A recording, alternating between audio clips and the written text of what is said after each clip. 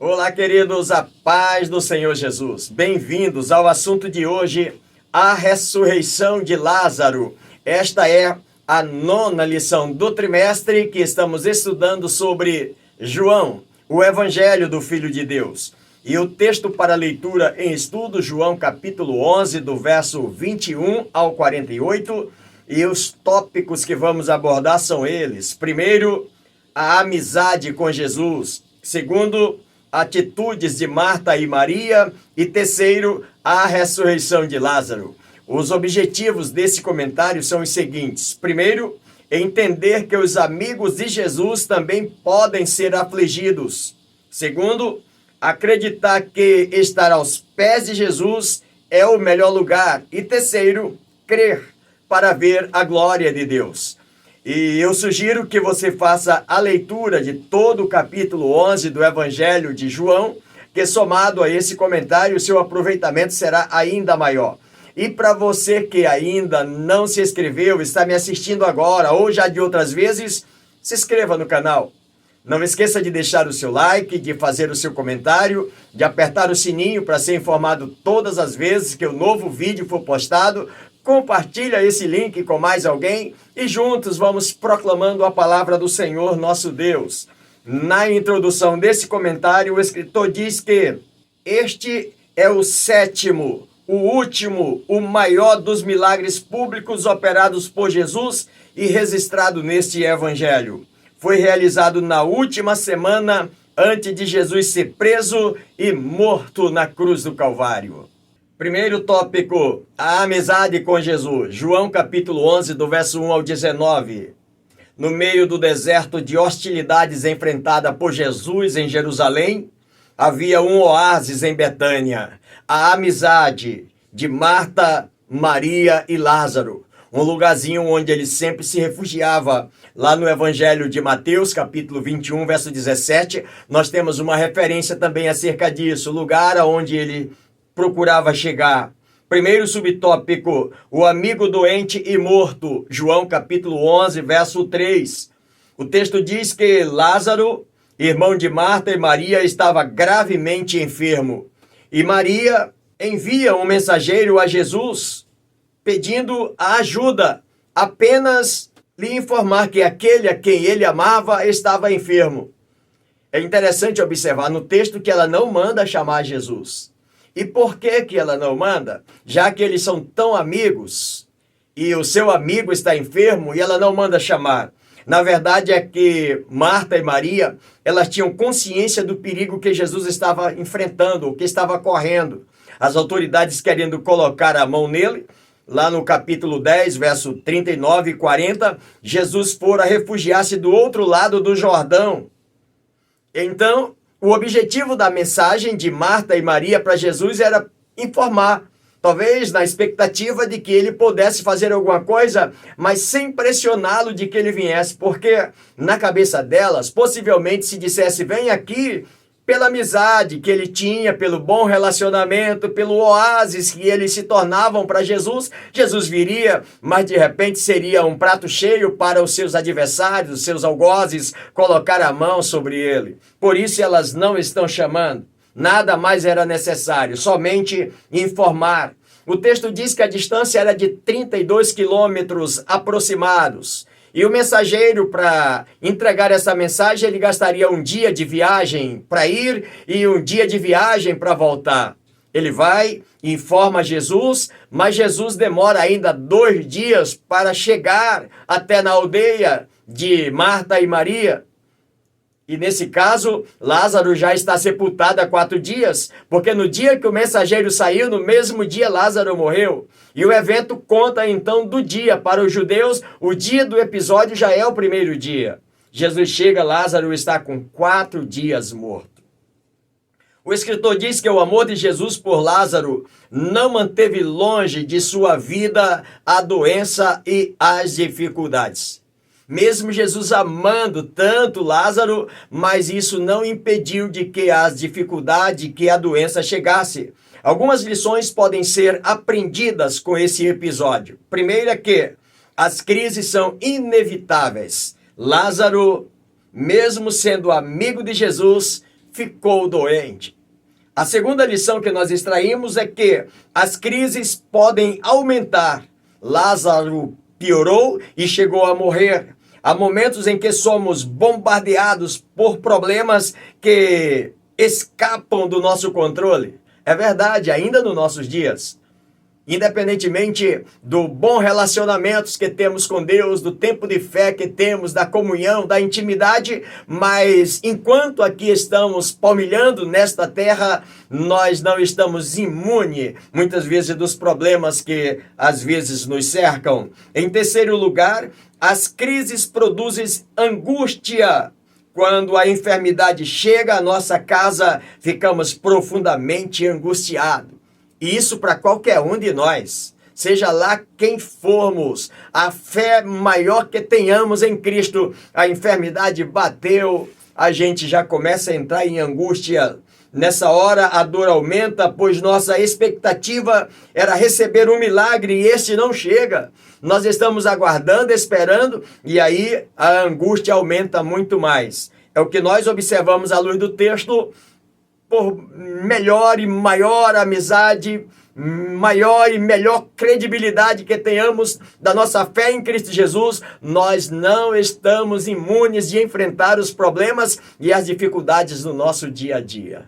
Segundo subtópico, a manifestação da glória de Deus, João capítulo 11, verso 4, que ao receber a notícia, disse Jesus: esta enfermidade não é para a morte, e sim para a glória de Deus, a fim de que o Filho de Deus seja por ela glorificado. No Evangelho de João, capítulo 6, verso 57, diz que quem de mim se alimenta, também viverá de mim, diz o escritor sagrado.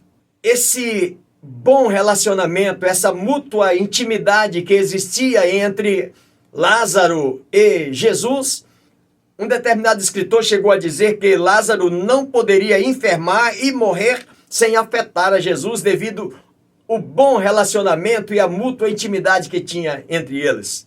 Mas também o escritor ainda diz que nenhum milagre podia ser realizado por Jesus em favor de Lázaro que não afetasse o destino de Jesus. Como assim, pastor? A intimidade que eles tinham, o bom relacionamento que eles tinham, era de uma forma tal que Lázaro adoece e afeta Jesus. Mas se Jesus opera o milagre em Lázaro, nesse momento afeta também o seu destino. Porque as autoridades estão querendo colocar a mão sobre ele, sobre Jesus. E se Jesus chega lá para operar o milagre, era o prato cheio para que as pessoas estivessem ali também. Esse é o pensamento de suas irmãs. Por isso ele diz assim: esta enfermidade não é para a morte, mas para a glória de Deus, para que o Filho de Deus seja por ela glorificado. O que Jesus quer dizer com isso, meus irmãos? Ele está dizendo que a essa enfermidade não se seguiria um triunfo ininterrupto da morte. Não, ela não vai triunfar para sempre.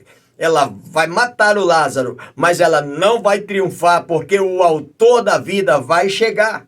O amor de Jesus por Lázaro e suas irmãs não impediu que ele passasse pelo vale da morte, mas esse mesmo amor trouxe vitória sobre a morte. É esse ponto interessante para mim e para você, que pode ser que eu e você passemos por lutas, dificuldades e talvez no seio familiar enfrentemos até a morte, mas o amor de Jesus, ele é poderoso para fazermos triunfar até sobre a morte. Terceiro subtópico, uma demora surpreendente. João capítulo de número 11, verso de número 6. Quando Jesus soube da notícia que Lázaro estava enfermo, ainda demorou 2 dias para vir à aldeia lá em Betânia. O escritor diz o seguinte: como conciliar a nossa necessidade com a demora de Jesus? Alguém chegou a comentar que nesse episódio registrado nas Sagradas Escrituras, Jesus demorou para testar a fé das pessoas que estavam esperando por ele lá em Betânia, para ver se eles iam ficar esperando mesmo que Jesus demorasse. Um outro escritor chegou a dizer que a demora de Jesus é porque ele estava lá da outra margem do Jordão e existia uma grande necessidade que ele precisava fazer algo ali antes mesmo que ele voltasse para Jerusalém, porque o seu tempo ia findar e mesmo ele precisava de um descanso, por isso ele não podia vir logo para Betânia. Mas tem alguém que diz que ele não veio porque se ele viesse, ele seria pressionado a não deixar que Lázaro morresse e assim tiraria o brilho de um milagre maior. Mas um outro escritor ainda diz o seguinte: Jesus não veio porque ele atendia um relógio divino. O seu adiamento de vir a Betânia era porque isso seria benéfico para os seus discípulos, que eles viriam um milagre extraordinário, um milagre muito maior que Jesus iria operar. Por isso, ele ficou lá esperando. Ele manda só aquele recado dizendo: esta enfermidade não é para a morte, mas é para a glória de Deus. Marta precisou lidar não apenas com a doença do irmão, mas também com a demora de Jesus. Como conciliar o amor de Jesus com os nossos sofrimentos, diz o escritor. Marta e Maria fizeram a coisa certa. Na hora da aflição, buscaram ajuda em Jesus. Segundo lugar, elas buscaram ajuda na base certa.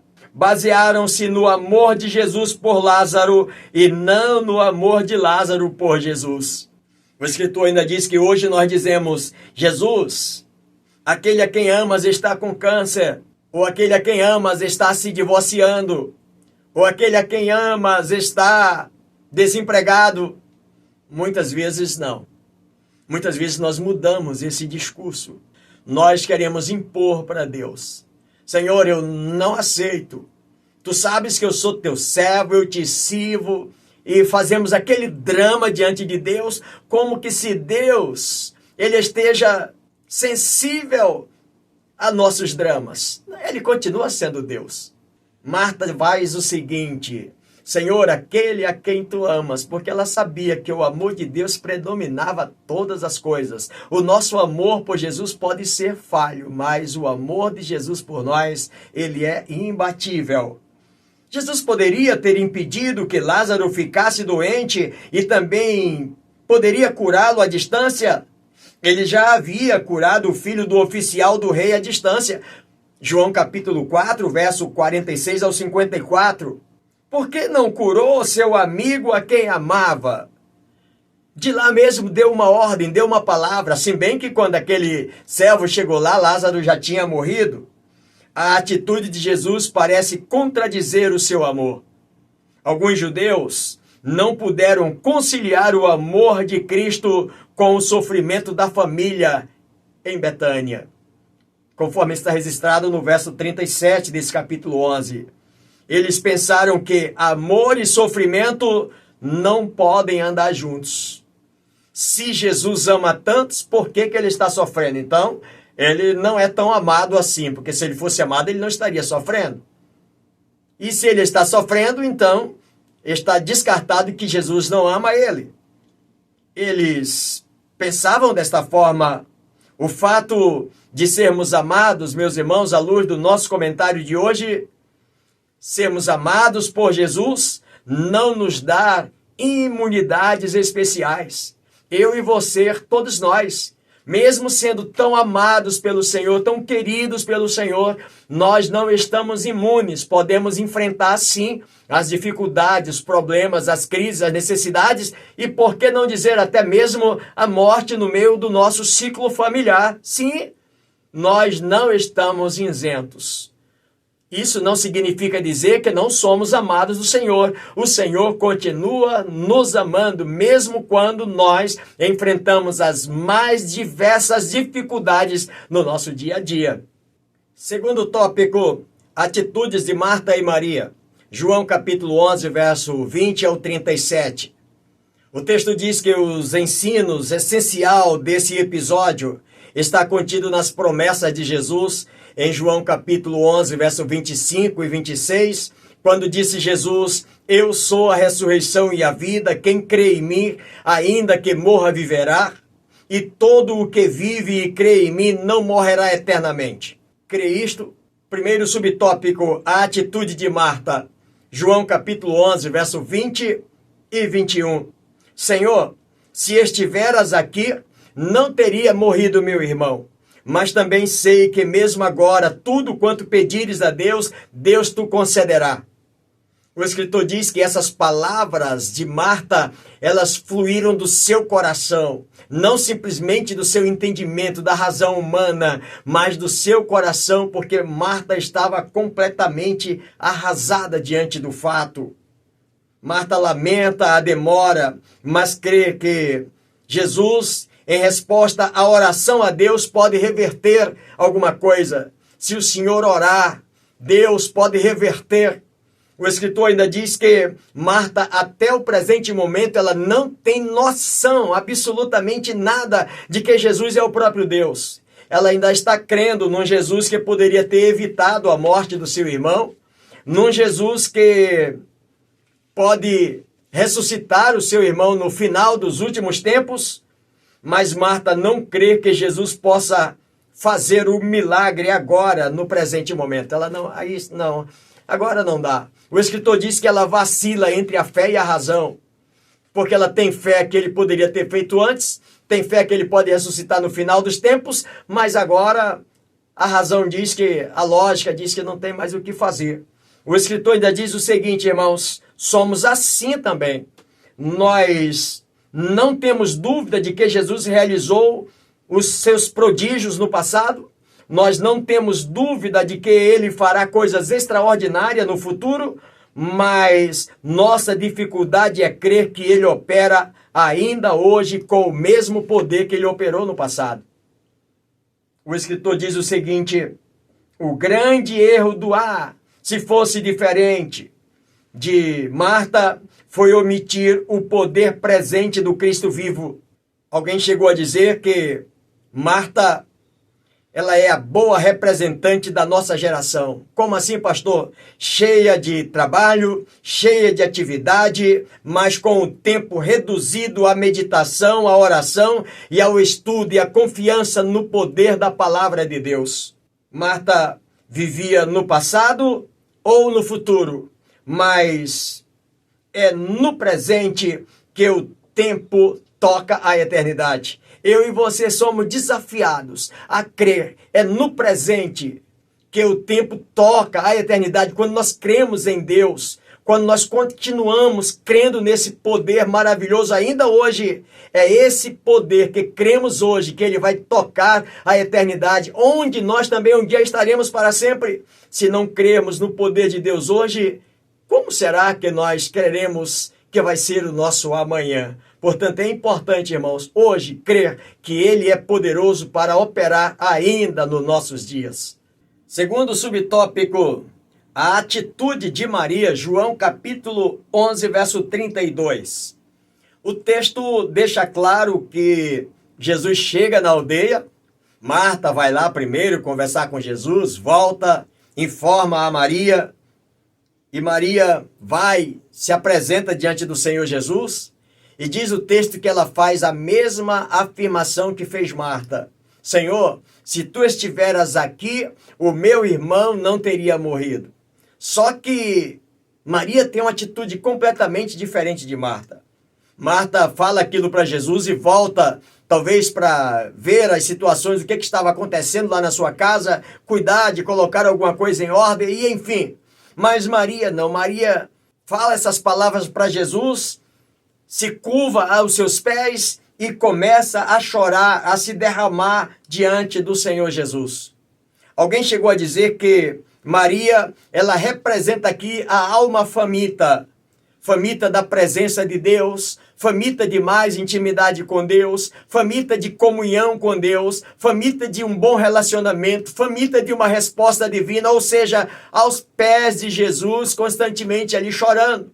É o que ela está fazendo, Senhor, eu tenho necessidade, eu preciso de que o Senhor faça alguma coisa por mim, até porque ela está vivendo um momento de luto muito difícil naquele momento. E ela sabe que só Jesus pode preencher o vazio, a lacuna que está no seu coração. Alguém chegou a dizer que os gigantes espirituais podem realizar obras gigantescas genuínas e duradouras. E não aquelas pessoas que muitas vezes estão envolvidas, quem sabe, nas suas frenéticas agitações e acham que vão conseguir fazer devido à sua agitação e vão conseguir resolver. Os gigantes espirituais, eles conseguem fazer coisas mais duradouras, genuínas e duradouras. Alguém chegou a dizer que é possível cultivar uma abóbora notáveis em poucos meses, entre 3 ou 4 meses, mas para o cultivo de um carvalho é preciso 100 anos. Pastor, o que quer dizer com isso? Cultivar uma abóbora, dentro de 3 ou 4 meses, você já tem uma abóbora notável em sua mão, um fruto na sua mão, mas um carvalho precisa de 100 anos. A grande diferença, meus irmãos, à luz desse comentarista ou desse escritor, é que uma abóbora diante da tempestade, dentro de poucos minutos a tempestade acaba com todos os seus ramos, acaba com essa aboboreira. Mas um carvalho, ele fica no meio da tempestade, parece que a tempestade vai dominá-lo, os seus ramos podem estar todos retorcidos no meio da tempestade, mas quando passa a tempestade, lá está o carvalho no seu mesmo lugar, de onde estivera antes da tempestade, continua impoluto para prosseguir a sua jornada.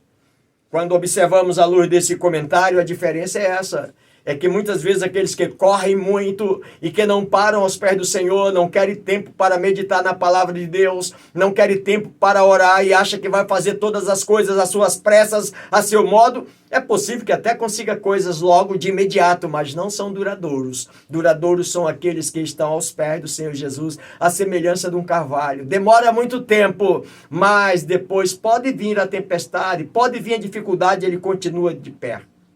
É importante que sejamos algo antes de tentarmos fazer algo, comenta esse escritor. O Champlis fala um pouquinho sobre isso. É importante que sejamos algo antes de tentarmos fazer algo. Terceiro subtópico, a atitude de Jesus. João capítulo 11, verso 34. O texto diz que Jesus perguntou aos judeus onde haviam sepultado Lázaro. E eles disseram, vem aqui que nós vamos te mostrar, vem ver. E aí surge a primeira pergunta para nós. Por que Jesus pergunta onde está Lázaro?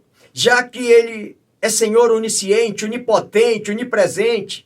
Ele sabia muito bem o que tinha acontecido com Lázaro, ele sabia onde Lázaro estava, em que estado estava, ele sabia de tudo. Mas por que ele pergunta?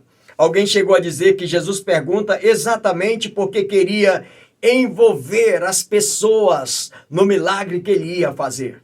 Ele queria que as pessoas tomassem parte também nesse milagre. Por isso ele pergunta. Jesus chorou, o verso de número 35, quando chegou diante daquela tumba, demonstrando sua plena humanidade e sua imensa simpatia.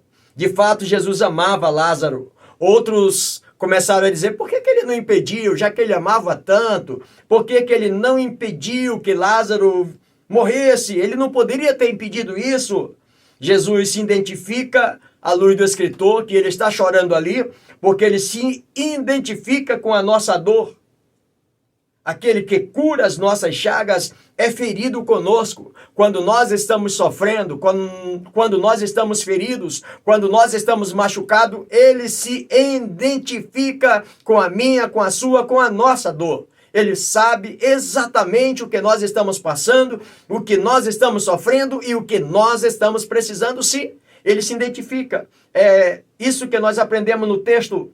Os gregos pensavam que Deus era um ser solitário, sem paixão e sem compaixão. O choro de Jesus foi uma espécie de quebra de paradigma na crença dos gregos acerca de Deus. Porque eles pensavam, não, Deus é um ser absoluto aí que ele não liga para ninguém, ele é soberano, não liga. E Jesus aqui está dizendo, não, eu me importo com a sua dor, me importo com o seu drama. Jesus se importa com você, se importa com a sua dor. Ele não é o Deus morto, pregado numa cruz, ele é o Deus Emanuel, sofre por você, se importa com você e se identifica com você, se identifica com a sua dor, diz o texto. Jesus sabe o que é a dor da solidão. O texto diz o seguinte: pois nas horas mais difíceis ele estava só. Foi deixado só no Getsêmani. Foi deixado só lá na cruz. Jesus sabe o que é a dor da perseguição, pois foi caçado por Herodes, vigiado pelos fariseus, odiados pelos escribas e entregue pelos sacerdotes. Jesus sabe o que é a dor da humilhação, pois ele foi preso, espancado, cuspido e deixado pregado na cruz como um criminoso. Ou seja, seja qual for o meu drama, seja qual for a minha dor, seja qual for a minha dificuldade, a minha angústia, seja qual for a minha solidão. Quando eu falo minha, eu estou me referindo também a você. Seja qual for o seu drama, a sua dor, a sua solidão, a sua angústia, o que você está enfrentando, saiba de uma coisa: tudo que você imaginar, que você estiver pensando ou que você estiver sofrendo, Jesus conhece, porque ele foi experimentado em todas essas coisas. Ele sabe e ele é poderoso para fazer a mim e a você triunfar, independentemente das crises ou circunstâncias que nós tenhamos que passar. Ele é poderoso para isso. Ele enfrentou de tudo que nós possamos imaginar. Ele enfrentou e ele foi vitorioso, triunfante diante de todos os episódios que nós já mencionamos. Portanto, creia nisso. Ele é Senhor poderoso que pode ajudar a mim e ajudar a você. Diante do caos, trazer coisas gloriosas a ponto de que as pessoas glorifiquem o seu nome através da minha, da sua, da nossa vida. Terceiro tópico, a ressurreição de Lázaro. João capítulo 11, verso 38. Jesus não apenas sente os nossos dramas, mas também tem poder para resolvê-los. Primeiro subtópico, tirai a pedra. João capítulo 11, verso 39. O mesmo Jesus que levantou Lázaro da morte poderia ter rolado a pedra do túmulo. Sim ou não? Claro que sim. Ele, Senhor Todo-Poderoso. Mas rolar a pedra era uma obra que os homens ali presentes poderiam fazer. E esta Jesus ordenou que fosse feita. Lembra quando ele chega lá, onde é que colocaram? Vem aqui, mestre, vem ver. Ele queria que as pessoas fossem junto, porque eles queriam que as pessoas participassem também do milagre. Jesus não excluiu a participação humana em sua intervenção milagrosa. Eu quero que vocês participem, eu quero que vocês presenciem, que vocês vejam. A ordem é clara, tirai a pedra. Só Jesus tem poder de ressuscitar um morto. Isso ele fez, mas tirar a pedra e desatar o homem que está enfaixado, isso as pessoas podem fazer. E ele ordena que façam. Jesus chama Lázaro da sepultura. Lázaro, vem para fora. Lázaro, o texto diz que mesmo morto, há 4 dias sepultado, ele ouviu a voz de Jesus e saiu do túmulo, mesmo enfaixado. Ele saiu do túmulo e Jesus ordena agora tirar as ataduras dele e deixar ele caminhar. Queridos, tudo quanto as pessoas podiam fazer, Jesus permitiu que eles fizessem. Tanto remover a pedra, desatar as ataduras. Esta é uma lição maravilhosa e necessária que podemos aprender cada dia. Existem coisas na nossa caminhada que Deus é poderoso para fazer, mas que nós podemos fazer e Ele conta com as nossas atitudes, com a nossa ação. Muitas vezes nós ficamos esperando que tudo tenha que ser Deus que tenha que fazer para nós. E muitas vezes Deus está dizendo, eu estou aqui para operar o milagre, mas tem uma coisa que você pode fazer, faça isso aqui. O que você não pode, aí deixa comigo, que eu faço. No dia final, na segunda vinda de Cristo, os mortos também ouvirão a sua voz e sairão do túmulo. No capítulo 5, verso 28 e 29.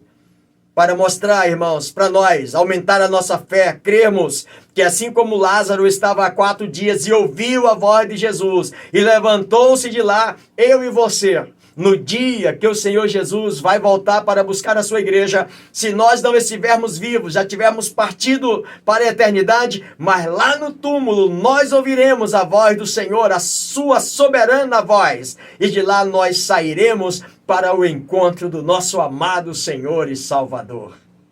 Segundo subtópico, se creres, verás a glória. João capítulo 11, verso 40 a 42. Jesus corrige Marta e ao mesmo tempo a encoraja a crer, porque a fé vê o que os olhos não conseguem enxergar. Jesus disse: não te disse eu que se creres verás a glória de Deus? Jesus quer não apenas que encontremos a solução, mas que nos tornemos a solução. Na verdade, o que ele está querendo mostrar para Marta: Marta, eu quero que você entenda uma coisa, você não precisa viver a vida toda querendo encontrar a solução, mas que você seja a solução. E na ótica de Jesus, ele quer mostrar para Marta que a fé pode ver além da nossa ótica humana. A ótica humana enxerga os limites, enxerga as nossas limitações, mas a fé, ela transpõe isso aqui e ela consegue ver além do que a nossa imaginação ou do que a nossa visão humana consegue enxergar. Jesus quer que não apenas encontremos a solução dos problemas, mas que sejamos a solução. Em vez de duvidar, Marta estava duvidando, Marta estava questionando, Marta estava se lamentando daquela situação, quando ela deveria crer. Ela está diante do Filho de Deus. E o que nós temos para nós hoje é esta palavra, meus irmãos: em vez de lamentar, em vez de duvidar, em vez de, quem sabe até de questionar o porquê que Jesus não faz, nós precisamos crer no poder da palavra de Deus. Jesus dá graça ao Pai porque a sua oração já tinha sido ouvida. O milagre o consolidará a fé dos seus discípulos e despertará a cartada final da incredulidade. Quando nós olhamos para esse texto aqui, o que nós podemos perceber, ao mesmo tempo que tiraram a pedra, os olhares daquelas pessoas eram para o túmulo. Nos faz lembrar quando Jesus chega lá no alpendre, naquele pátio coberto, lá no tanque de Betesda, e que tinha aquele homem há 38 anos enfermo. Jesus olha para ele e diz assim: você quer ficar curado? E ele diz: Senhor, eu até que gostaria que alguém me ajudasse, mas ninguém me ajuda. E quando eu quero descer no tanque, outro desce antes de mim, e eu perco a oportunidade. Eu estou aqui há muito tempo. O tempo que eu estou aqui nesse lugar, eu fico 24 horas olhando para esse tanque, esperando que eu consiga a minha oportunidade. E Jesus diz para ele: olha, tira o foco do tanque, olha para mim, porque eu posso mudar a tua história agora em questão de segundos. Pega a tua cama e vai para a tua casa. Queridos, aqui Jesus está diante desse episódio, Jesus está mandando remover a pedra, as pessoas estão removendo a pedra, mas estão de olho para o sepulcro, para ver aquele homem que há 4 dias já está sepultado. Eles estão olhando, fitos os olhos ali. Jesus faz diferente. O que ele faz? Ele olha para o Pai e diz: Pai, eu te agradeço porque sei que sempre tu me ouves. Eu só estou falando isso agora para que eles creiam que tu me enviaste. E agora Jesus brada aquela palavra enquanto as pessoas estão pensando de um homem com um odor, com um mau cheiro. Jesus olha para o Pai e determina o milagre, determina a bênção, e agora o milagre está diante de todas as pessoas. Enquanto que alguém estava olhando para o túmulo, Jesus está olhando para o Pai. Esta é a lição que nós extraímos também. Em vez de olharmos para o problema, para a dificuldade na nossa frente, olhemos para Jesus, Ele, o autor e consumador da nossa fé. Terceiro e último subtópico do nosso comentário de hoje: um milagre extraordinário. João capítulo 11, verso 43 ao 48, diz que, tendo dito isto, clamou Jesus em alta voz: Lázaro, vem para fora. E então Lázaro saiu, mesmo estando enfaixado, mas ele ouviu a voz de Deus. O texto diz que a voz de Jesus é poderosa, até um morto a escuta e obedece. Lázaro ouve, atende e sai da caverna da morte. Ele sai todo enfaixado, coberto de mortalha. Jesus ordena que o desate e o deixe ir. Jesus tinha dois propósitos, meus irmãos, com esse extraordinário milagre. O primeiro é manifestar a glória de Deus diante das pessoas, porque até aqui as pessoas ainda duvidavam de que ele era o Filho amado e que ele representava a glória de Deus. Tudo que Jesus ensinou e fez mirava a glória de Deus. A glória do Pai era o seu maior projeto de vida. Ele veio revelar o Pai, veio para mostrar como é o coração de Deus. Ele nunca fugiu desse ideal. Sempre o seu ideal era esse. A morte de Lázaro foi uma oportunidade que Jesus teve para que o Pai fosse glorificado. O segundo objetivo desse milagre era um despertamento da fé dos seus discípulos. O milagre de Cristo sempre tiveram um propósito pedagógico de revelar verdades espirituais entre as pessoas. Quando multiplicou os pães, ele queria ensinar que ele é o pão da vida. Quando criou ou quando curou o cego de nascença, ele queria ensinar que ele é a luz do mundo. Quando Jesus ressuscitou Lázaro, ele queria ensinar de que ele é a ressurreição e a vida. Queridos, como resultado desse milagre, o texto diz que muitos judeus creram em Jesus por causa desse milagre que ele operara ali. Ao mesmo tempo que passou a haver agora uma orquestração nos bastidores das autoridades querendo agora colocar Jesus em xeque. Os membros do Sinédrio pensaram que eles é que estavam com o controle da situação, orquestrando a prisão de Jesus. Mas isso fazia parte do plano divino, da cartilha de Deus que Jesus estava seguindo, estava na agenda do Pai Celestial. Ele mesmo havia dito: ninguém tem poder de tirar a minha vida, eu mesmo tenho poder de dar e poder de tomá-lo. Por isso que ele se entrega por mim e por você, mas ao terceiro dia ele ressuscita vitorioso para mostrar que o controle ainda está nas suas mãos. E para finalizar o comentário de hoje, a aplicação pessoal, o escritor diz o seguinte: Jesus sabe o que é a dor da morte, pois suportou para arrancar seu aguilhão e nos trazer ressurreição. E tudo que nós temos, à luz desse comentário, meus irmãos, continuar crendo no Deus em que servimos. Ele foi ontem, ele é hoje e será eternamente. Querido colega, querido professor, querido companheiro, querida professora, querida aluna, a todos vocês que nos acompanharam nesse momento, espero poder ter contribuído com você mais uma vez. E se Deus assim o permitir, estaremos de volta no próximo comentário como sal da terra e luz do mundo e sempre avançando pela fé.